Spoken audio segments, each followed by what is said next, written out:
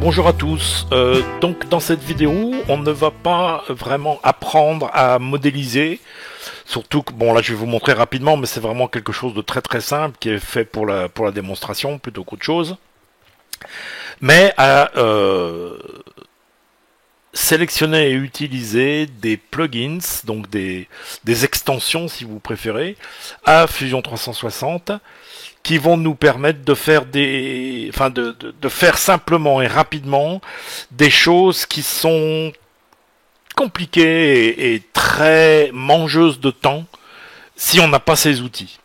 Donc Fusion est très très bien pour modéliser, mais en plus il y a des extensions qui peuvent permettre vraiment des trucs géniaux, sachant que là, on s'adresse à ceux qui travaillent le bois sur une machine CNC. C'est clair que ça n'a pas beaucoup d'applications en dehors du travail du bois.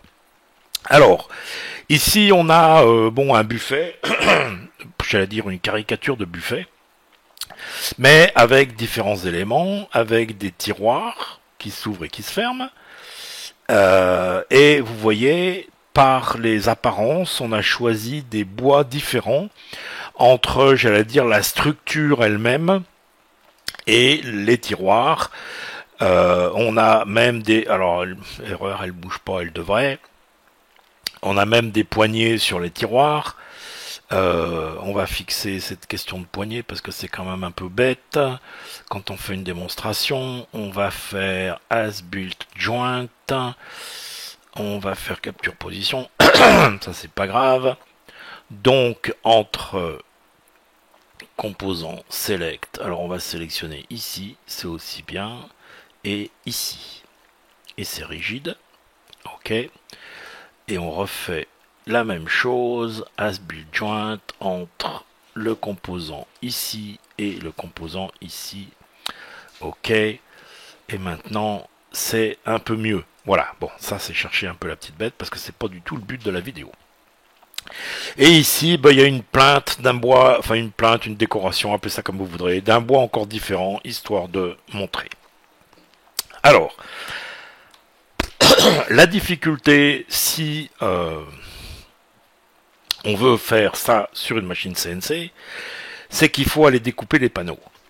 Il va falloir, si on n'a pas les outils que je vais vous, l'outil là que je vais vous montrer, il faut aller prendre chaque panneau, le déplacer, le mettre à plat, et les mettre à plat, etc., etc. Sachant que si vous avez fait des assemblages rigides a priori entre les différents morceaux de bois, en fait vous ne pourrez pas déplacer le panneau. Donc ça veut dire qu'il faut aller faire une copie de ce qu'on vient de faire, du meuble, aller supprimer les joints, etc., etc. Bon, c'est le cirque. C'est pas simple. Heureusement, il y a des add-ins pour ça. Donc on va aller installer le premier. Pardon, c'est pas ce que je voulais faire. On va aller installer le premier. On va dans le App Store, qui évidemment s'est ouvert sur l'écran d'à côté. Et dans notre App Store, on va venir chercher un add-in qui s'appelle Mapboards. Alors je pense que son nom fait qu'il n'est pas connu, parce que c'est pas évident de comprendre à quoi ça sert. Mais pratiquement, c'est ce qu'on appellerait en bon français un outil de calpinage. Alors pour Windows 64, voilà. Donc, c'est-à-dire qu'il va aller disposer les différents panneaux sur, enfin les différentes parties de notre meuble sur des panneaux dont on détermine les dimensions pour pouvoir préparer ça pour faire le G-code pour la CNC. Il permet aussi d'exporter en DXF qui à mon avis c'est bien pour ceux qui n'ont pas directement de CNC, qui peuvent prendre le G-code de Fusion 360, mais si vous avez Fusion 360 et une machine CNC, il n'y a vraiment aucune raison d'aller utiliser un DXF. Donc il faut payer, je suis désolé, c'est pas gratuit, mais ça rend tellement service pour ceux qui ont à faire ce genre de choses que 9,99, j'allais dire le premier quart d'heure où vous utilisez cet outil, vous avez remboursé vos 9,99. Alors, je l'ai déjà fait, je vais l'installer. Ok, donc une fois téléchargé, vous pouvez simplement aller cliquer dessus pour qu'il s'installe. Alors évidemment, Windows me protège, même quand je veux pas. On lui dit donc d'installer.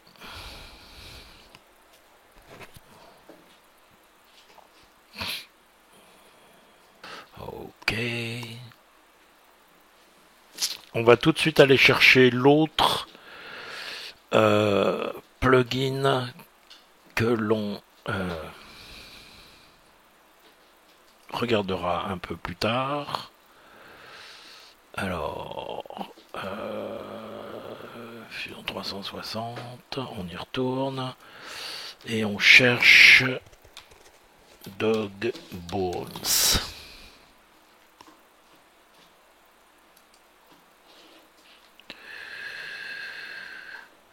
Et c'est bien ça qu'on veut. Et on veut en Win64. Et on fait Download. On laisse se mettre là où il veut.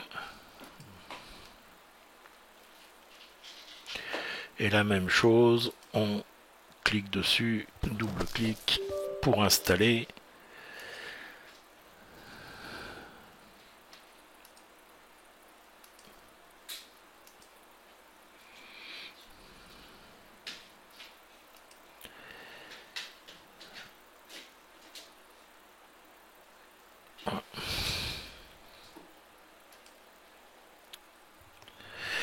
Donc une fois Mapboard installé, vous avez cette icône qui apparaît dans le menu Create. Donc on va cliquer dessus.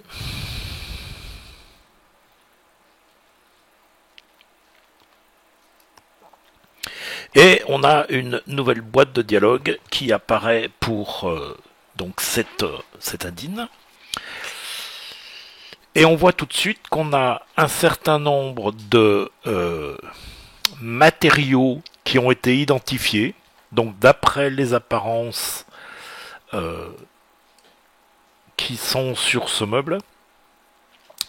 Et on a, ça c'est parce que je l'avais fait avant, la dimension de panneaux pour chacun de ces matériaux. Donc 1200, c'est des millimètres, hein. Donc 1200, ça fait 120 par 240 en centimètres, hein.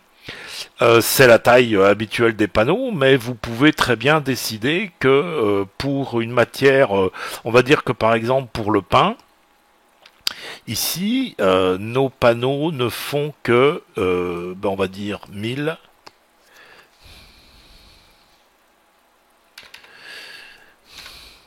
On est toujours en millimètres, hein, par 2200. Hein, on va dire que pour le pain, c'est des panneaux d'une taille différente. On n'est bien sûr pas obligé, bon là je laisse tout cocher par défaut, mais rien n'empêche de ne choisir que le... Bon là on a du chêne 2 fois, on va choisir le chêne uniquement, par exemple. Hein. Et ensuite on a donc des options. Alors, est-ce qu'on inclut des bodies ou pas? C'est-à-dire, est-ce qu'on fait ça que à partir de composants ou aussi des bodies? Bon, tant qu'à faire. Dans quel sens on organise nos coupes, hein, est-ce que on fait en sorte que la largeur corresponde à l'horizontale ou au contraire que la longueur, Hein, c'est-à-dire que est-ce qu'on flippe à 90 degrés ou pas? Est-ce qu'on autorise le plugin à faire des rotations sur les composants pour les faire tenir? L'unité est en millimètres. Quel espace on veut entre deux composants? Hein, si on veut couper avec une fraise, il faut que la fraise puisse passer. Éventuellement qu'on ait des tables, etc.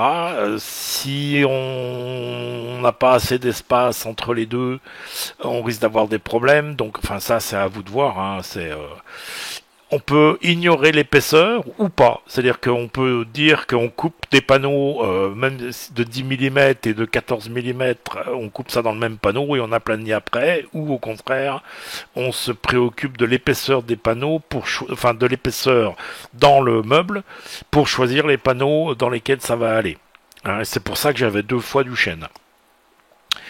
Est-ce qu'on utilise les apparences pour les matériaux? Très fortement conseillé. Est-ce qu'on sauve une liste de coupes? Parce que ça, il peut le faire et il va éventuellement aller générer un fichier qu'on va pouvoir utiliser dans Excel, si on veut. Est-ce qu'on met des labels, c'est-à-dire est-ce qu'on met des noms sur les composants? Lorsqu'on coupe, on verra un peu mieux ce qui se passe. L'orientation 7-up, c'est en général comme ça pour tout ce qui est CNC. Hein. Et on peut sauver donc ces options comme défaut, c'est-à-dire on n'aura plus besoin de rentrer à chaque fois les mêmes choses. Ça n'empêche pas qu'on peut changer pour une autre fois.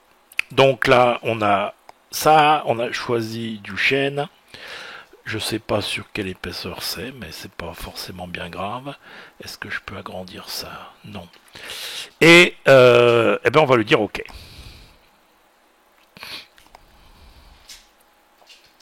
Et donc là, il nous crée ce qu'il appelle une map, une carte. Ah ben zut, il n'y a que ça. C'était peut-être pas le bon exemple. Alors attendez, on va revenir en arrière. On va virer la map.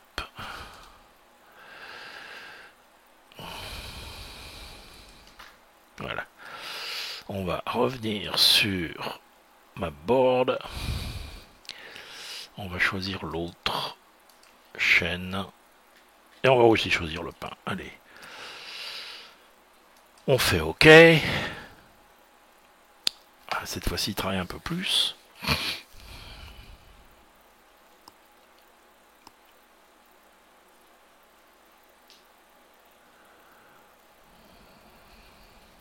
Voilà. Et là, il nous a donc créé une map un peu plus consistante où on a 2 panneaux.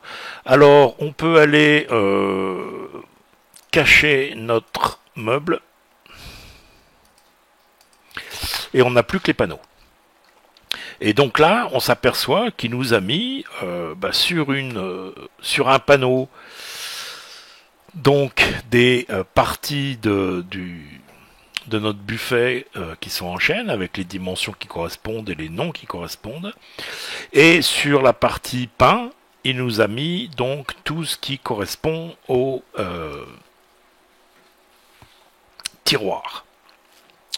Hein? Et a priori, à partir de là, je peux aller dans Manufacture.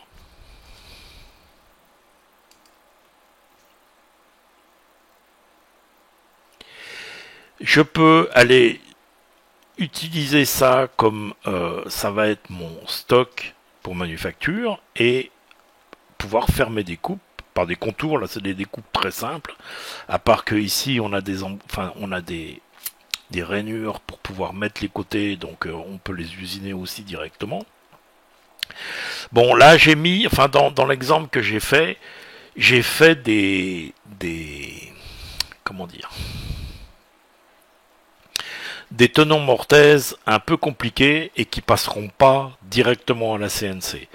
Donc là, la solution, les rainures ici, elles passeront très bien, mais ça passera pas parce que la CNC ici, elle va faire un arc de cercle et ça passera pas normalement.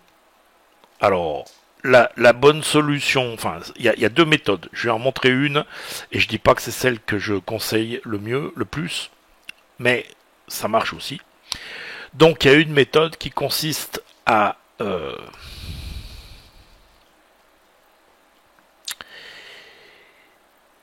couper les panneaux ici et ensuite les mettre verticalement sur la CNC pour pouvoir, avec une fraise qui correspond, pouvoir couper ça.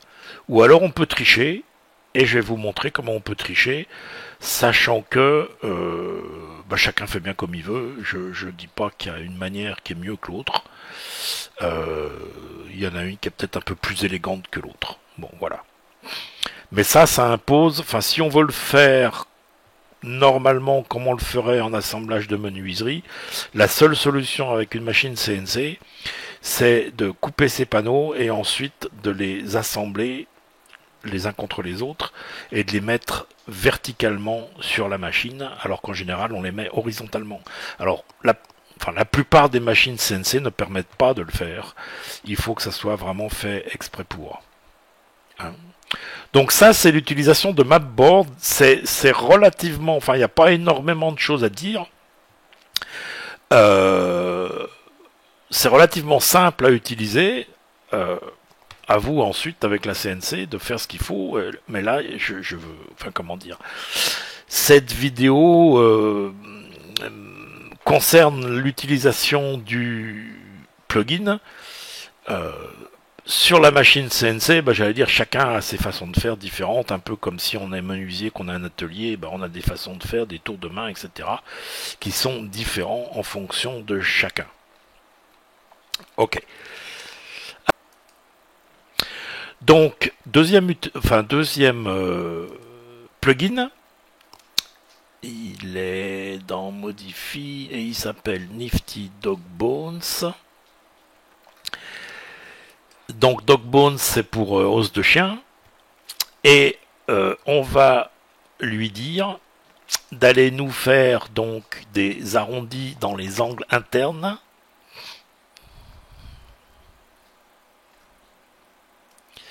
Donc on sélectionne le type. On a plusieurs types de sélection. On peut sélectionner un body, on peut sélectionner une face, ou on peut sélectionner des angles. Donc là, on va simplement sélectionner la face, celle-ci. Hein. On lui indique une taille d'outil. Alors là, il est à 6,35, ce qui correspond au quart de pouce. C'est un peu le défaut, et vous voyez ce que ça me fait comme arrondi. C'est vraiment pas ce qui correspond. Là, il faut passer à du... on va passer à du 2 mm.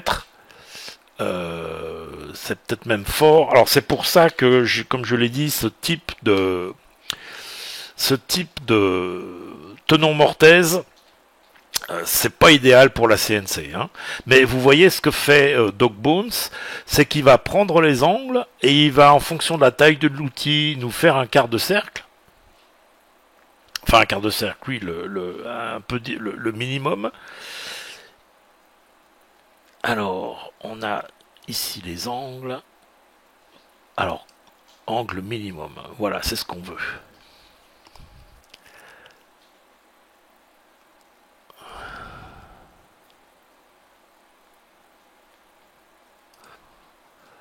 Et on peut donc choisir, si on veut que ça se fasse le long du côté le plus long, le long du côté le plus court. Si on veut que ça se fasse en angle minimum,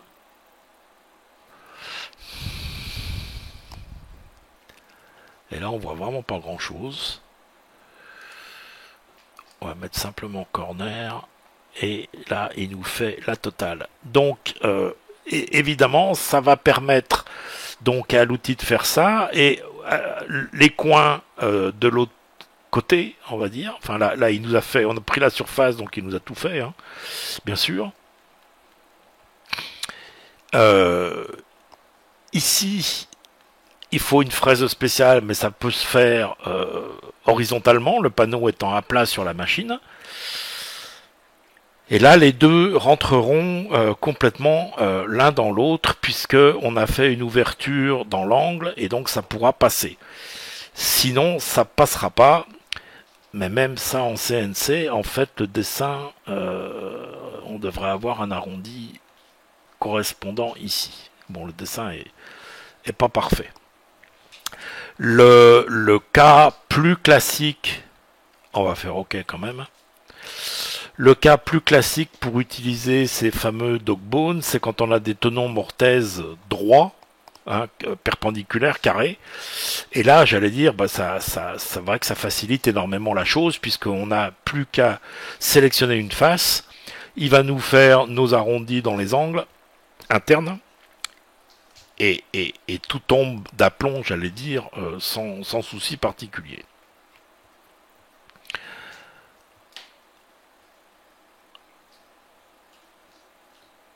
Ok, alors, bon, comme j'ai dit, je pense qu'il n'y a pas plus. De mon point de vue, enfin, je ne sais pas, vous, comment vous voyez ça, mais de mon point de vue, les 9,90 $ qui sont demandés pour transformer ce meuble et aller le mettre à plat sur des panneaux qu'on va pouvoir ensuite aller couper. Attendez, là il y a, je pense, un exemple. Ouais, on va isoler ça. Je vais faire, je sais pas pourquoi je l'ai pas vu tout à l'heure. On va aller prendre ceci et on va lui faire. Oh, pourquoi il était déjà isolé? Alors on lui fait un isolate, on lui fait un isolate. Voilà. Et là, donc on a des angles carrés droits normaux. Ça va être beaucoup plus. Alors, Nifty Dog Bones, je sélecte. Alors, pardon, c'est pas. Bon, il a sélectionné un body, on aurait pu sélectionner un, c'est pas grave. On sélectionne ça. Alors là, on peut mettre. Bon, ça sera peut-être plus. On va mettre le défaut, on va mettre les 6,35. Voilà. Et donc là, les angles, ils sont assez marqués. Si je fais angle minimum, voilà, on voit quand même, c'est un peu mieux. Il nous fait le minimum nécessaire pour que notre... à part que là, ça va jamais passer dans l'angle. Donc ça correspond pas à quelque chose de correct. On va faire des corners normaux. Voilà. Et donc là, on comprend bien que puisqu'on dégage l'intérieur de notre angle droit, l'outil d'une part va pouvoir passer, et de l'autre côté, l'emboîtement va se faire complètement à fond.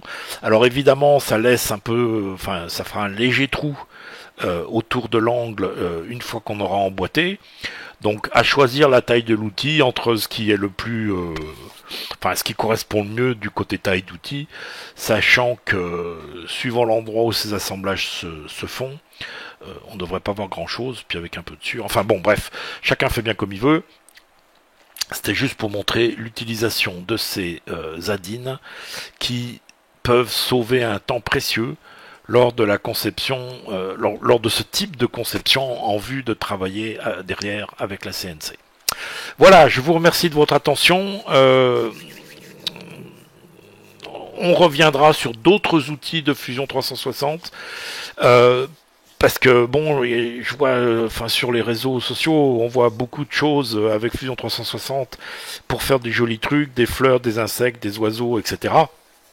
C'est très bien, mais a priori Fusion 360, c'est plus fait pour concevoir des objets, des choses qui vont être utiles, une machine CNC, une imprimante 3D, un meuble, un escalier, une balustrade, enfin bref, concevoir des objets, des choses qu'on va ensuite fabriquer avec une machine, qui peut être une imprimante 3D, qui peut être une CNC, qui peut être de la tôle, etc. aussi. Mais voilà, il y a un certain nombre d'utilitaires, enfin de dadines avec Fusion. Celui-ci, donc qui s'appelle Mapboards, je le répète, est peu connu, mais il est super. Et dans le futur, je parlerai de celui-ci que j'ai et dont je me sers, qui s'appelle OpenBOM.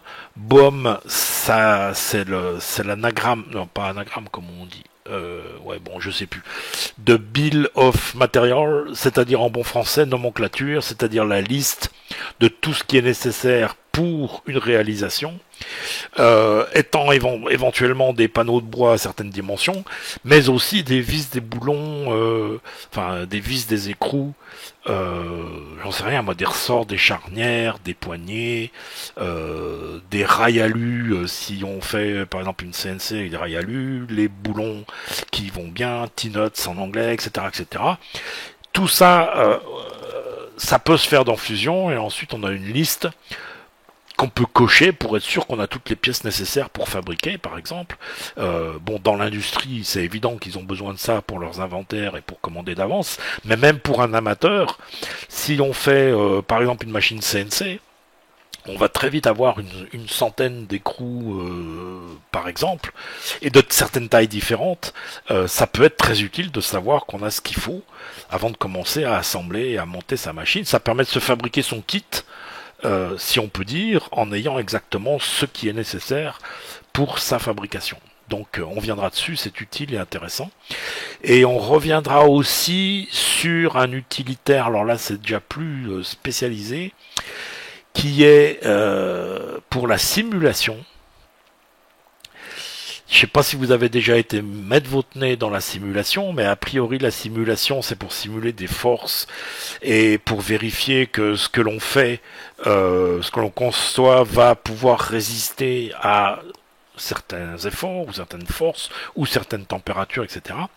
Mais l'utilitaire en question permet d'ajouter à ça des flux et ça va notamment être utile pour vérifier si par exemple on fait au hasard un boîtier de contrôle pour sa machine CNC et qu'on met des ventilateurs pour refroidir, qu'on va effectivement refroidir comme on espère refroidir, et dans certains cas il suffit de bouger un petit truc pour changer, et pouvoir simuler ça, ça peut être super utile. Donc dans le futur on en parlera, affaire à suivre. Bon, j'ai parlé assez longtemps, on m'a déjà reproché de parler beaucoup, et je m'aperçois que effectivement je parle beaucoup, désolé. À bientôt, à la prochaine, salut, fusionnez bien, CNC bien, imprimez bien. N'hésitez pas avec les commentaires, les pouces en haut, les pouces en bas. Abonnez-vous bien sûr à la chaîne. Allez voir sur le forum lebeercnc.com/forum. Et vous pouvez poser vos questions, discuter, etc., etc. Allez, j'arrête. Salut, à bientôt.